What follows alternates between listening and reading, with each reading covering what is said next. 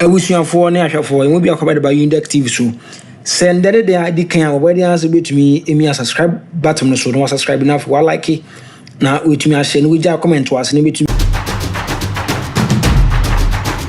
You know, it's your boy Captain to the Planet.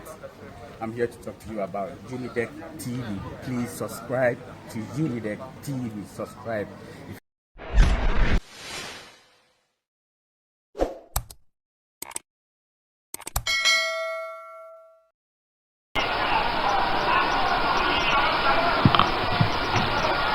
Ayezu Toboy, fellow countrymen and women, you have just listened to the leader and the flag bearer of the great NDC, and God willing, the next president of the Republic of Ghana.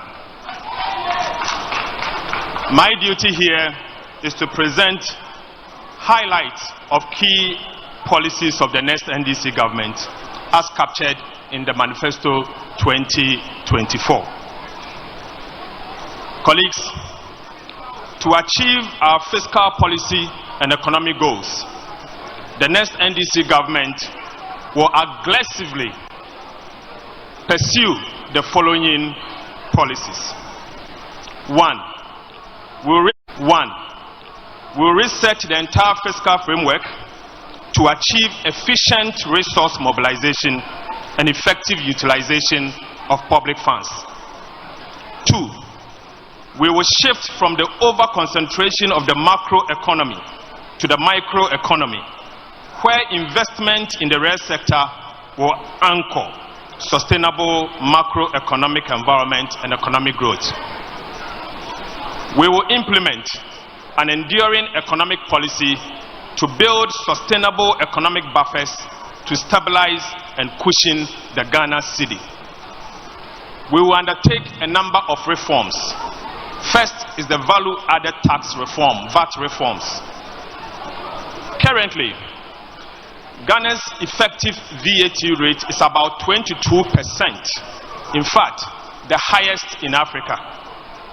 This is because Get Fund levy of 2.5%, National Health Insurance levy of another 2.5%, and COVID levy of 1% are all added to the statutory VAT rate of 15% for the final determination of a value-added tax. Businesses are not allowed to deduct their input VAT for NHIL, Get Fund, and COVID levy. Aside the high effective VAT rate, Ghanaians are compelled to pay 3 and 6% of flat rate for VAT purposes. This effectively defeats the key principles of the input-output of the value-added tax regime. In fact, some businesses are now unable to cope with this high tax regime, and as a result, they are relocating from Ghana to places like Togo, Benin, Cote d'Ivoire, and Nigeria. It's also a fact that this is part of the reasons why some of our citizens, particularly professionals, are migrating out of our country in droves in search for greener pastures. The NPP government has distorted Ghana's value-added tax policy by implementing both sales tax and value-added tax at the same time. This is indeed the height of incompetence on the part of NPP in tax policy formulation and administration. Our pledge: the next NDC government will undertake a comprehensive review of Ghana's VAT regime. This is indeed intended to provide a relief for households and businesses. We will therefore adhere to the underlying input-output principles of the value-added tax regime. The next NDC government will do the following. 1, abolish the COVID levy. 2, will reverse the decoupling of the Get Fund, NHIL, and COVID levy from the value-added tax system. Will reduce the effective VAT rate from the 22% to a bearable limit. Will reverse the VAT flat rate and we will upwardly adjust the VAT registration threshold to exempt micro and small businesses from the collection of value-added tax. We will improve VAT compliance through public education and awareness. Aside the VAT reforms, we will also undertake a public debt management reforms. In fact, to restore confidence in Ghana's economy and the capital market, and to prevent a repeat of President Akufo-Addo and Vice President Bawumi's reckless and excessive borrowing that resulted in crude and painful haircuts, the next NDC government will establish an independent public debt management office to ensure effective public debt management. We'll also review and enforce the Fiscal Responsibility Act, Act 982, and implement a fiscal consolidation plan to ensure fiscal discipline. We will also implement a deliberate policy to build sustainable economic buffers to cushion and stabilize the Ghana city. We will also undertake a public expenditure management reforms, and in doing so, we will tackle the wastage of public funds and ensure prudent expenditure management, and we will also do the following. We will establish an independent value for money office to scrutinize government procurement above a threshold to be determined by Parliament. We'll reset the entire fiscal framework and implement a robust fiscal policy regime for effective utilization of public funds. Colleagues, historically, the Ghanaian economy has been the second largest in West Africa, aside Nigeria. But Ghana has lost its enviable position to Côte d'Ivoire due to lack of investment and dedicated policy towards economic transformation and growth. As at end 2016, the size of Ghana's economy was 55 billion Ghana cedis, representing the second in West Africa, whilst that of Côte d'Ivoire was 48 billion Ghana cedis, the third largest in West Africa.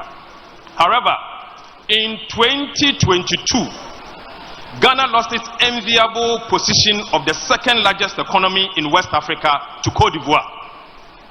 As at the time, in the year 2022, Ghana's GDP was $73 billion, whilst that of Ivory Coast was $75 billion. So since independence, for the first time, Ivory Coast overtook us in terms of the size of GDP as at the year 2022. This situation is projected to worsen by end of this year, while the Ivory Coast GDP is projected to be $89 billion. Ghana's projected GDP by end of this year is estimated to be $75 billion. Honorable members and colleagues, in order to reverse this downward trend, the next NDC government will introduce and implement a $10 billion big push. This big push is aimed at driving the needed focus and investment for economic growth and transformation.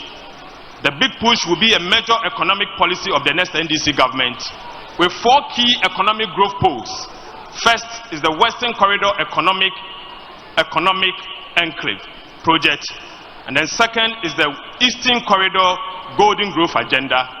The third is the Transformational Road Transport Plan, and the fourth is the Cocoa and Palm Economic Crop Rejuvenation Program. Ladies and gentlemen, the NPP government has been a monumental failure. They have destroyed our livelihood. They have indeed driven our economy aground. They have collapsed Ghana's cocoa sector. They have wasted and dissipated Ghana's public fund. They have destroyed our good governance. They have reversed the progress of our country. They have delivered crude and painful haircuts across board. They have corrupted the moral fiber of our dear country. And of course, they have implemented the Ejapadiye state capture plan. Let me say, fellow countrymen and women, that the time has come for us to come together to restore our country and reset our country. Many of them Ghana for Abani or the Watcher Stronko or the Abraham Abani wait in a woo, Yada Yenda, a Jume Niho, mbranti nye adwuma nye nketesia so wonye adwuma nye yare kasa sisiare se wie school mpo anyim dare ba beye wa ma ho kire kese aba da yetoto sram onye de abani otudo ankasa ontumi nye mo onye yi bebi a wode Ghana akwahyen sambaka mo ho ambaka president Mahama no ho ambaka ya kireba yen sister yen maame Professor Nana Jane Opoku Agema no ho ne yamboa yen papa oye President John Mahama ho a menuanom ahokyere no obegi nsem efi Ghana ha da yetoto sramo de momboa hen fifi manto mofo mo amunyim de NDC party ze ye ka party odwene yen ho a onenyi NDC party imbri biara ba wo boa hen yetoto sramo ina mombaka yen ho ne yenye na Ghana onye yei osande baby a Ghana rokon wa ya humuto dodo baby o mani kwei se yanka mbom na se yamje o mani emfi NPP wonsema ekroyi obesei medam ase bebre nyame hiramu ina abusuafo ne ahwefo emu bi akobade ba Unidek TV so send the adi kan obodi answer betumi emi subscribe button no so no subscribe na for like na wetumi a share no we ja comment was ne betumi